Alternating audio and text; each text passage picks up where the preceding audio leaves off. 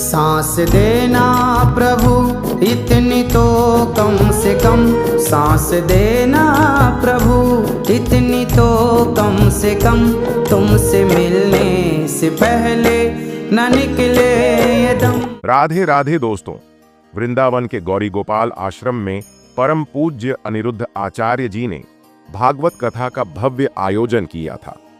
उन्होंने अपनी कथा के दौरान भगवान श्री कृष्ण पर एक ऐसा मधुर भजन प्रस्तुत किया जिसकी कल्पना भी करना मुश्किल है। इस भजन को जो भी पहली बार सुनता है वह उसी पल से इसका दीवाना हो जाता है। यह भजन इतना सुंदर और अद्वितीय है कि एक बार सुनने के बाद इसे बार बार सुनने का मन करता है। इस भजन को सुनकर वहां बैठे बड़े बड़े प्रसिद्ध गायक भी महाराज जी की भक्ति और सुरों के आगे नतमस्तक हो गए। लेकिन वीडियो में आगे बढ़ने से पहले अगर आप सच में महाराज जी को सच्चे दिल से मानते हैं तो कृपया चैनल को सब्सक्राइब करें और कमेंट में राधे राधे जरूर लिखें। दोस्तों, आप सभी महाराज अनिरुद्धाचार्य जी को तो जानते ही होंगे, जो न केवल एक प्रसिद्ध भागवत कथावाचक हैं बल्कि एक अद्भुत भजन गायक भी हैं। हाल ही में उन्होंने वृंदावन के गौरी गोपाल आश्रम में श्रीमद् भागवत कथा का भव्य आयोजन किए थे। कथा के दौरान उन्होंने भगवान श्री कृष्ण के ऊपर एक ऐसा मधुर भजन प्रस्तुत किए थे जिसकी कल्पना करना भी मुश्किल है। ये भजन इतना भावपूर्ण और हृदय स्पर्शी था कि पंडाल में बैठे सभी श्रद्धालु भक्ति में लीन हो गए और अपने मन में राधे कृष्ण की जाप करने लगे। हर कोई महाराज श्री की सराहना करती नहीं थक रही थी। ये भजन इतना अद्वितीय और सुंदर है कि जो एक बार सुनते ही बार बार सुनने की मन करता है।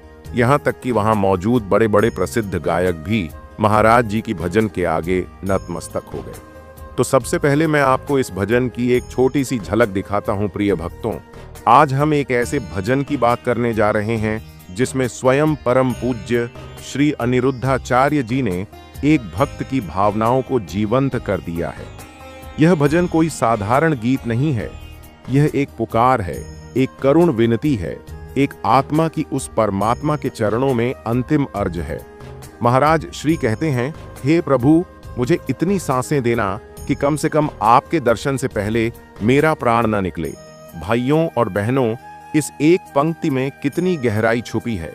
एक भक्त की यह अंतिम इच्छा होती है कि चाहे कुछ भी हो जाए, जीवन में एक बार प्रभु के दर्शन अवश्य हो जाए, क्योंकि दर्शन ही तो सच्चे प्रेम की पूर्णता है।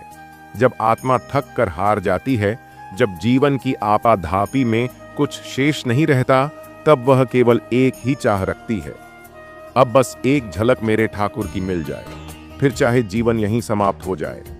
और फिर महाराज जी कहते हैं, जो इस संसार को चला रहा है, मैं भी उसी का एक बार दीदार करना चाहता हूँ।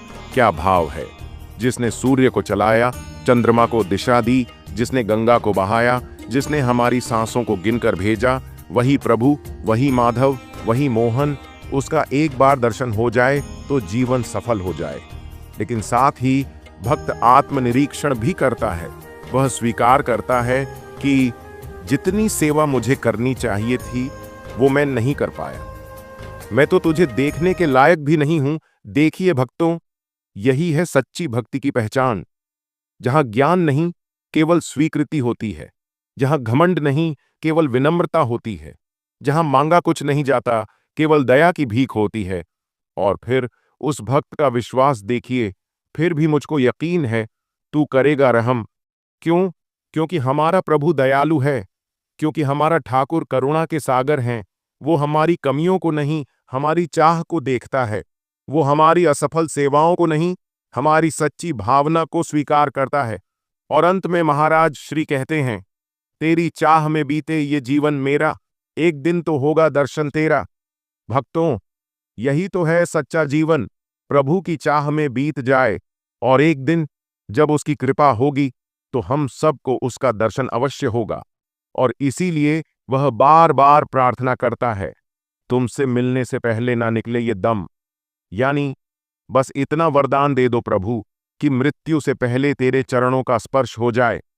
तेरी आंखों में आंखें डालकर मैं कह सकूं, मेरा जीवन सफल हो गया। यह भजन केवल भजन नहीं, यह आत्मा की पुकार है।